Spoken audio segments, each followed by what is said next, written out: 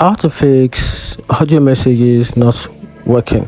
So if you want to fix audio messages not working on your iPhone, here's a quick guide on how to do that. So the first thing you have to do is open up your settings for you to be able to fix your audio messages. Like for example, this audio message right here. If you want to use the audio message, just tap on the here logo, then to bring out the voice, you can see. Then once you long click on it, will record your voice.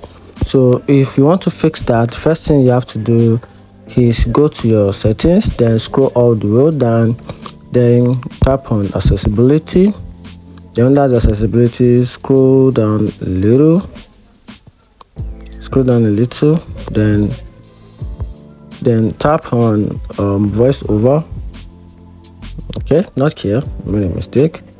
Once tap on accessibility, scroll down. Okay, yeah, good. Under send recognition, make sure your send recognition is being turned off, because most time if you left this option, left it on, your iPhone will automatically seek for other sound around you just to make use of it. So this might actually affect the rate of concentration on the audio. So make sure you turn it off since you are not using it. And also, once you've done that, you can also go to your messages, go to your messaging app.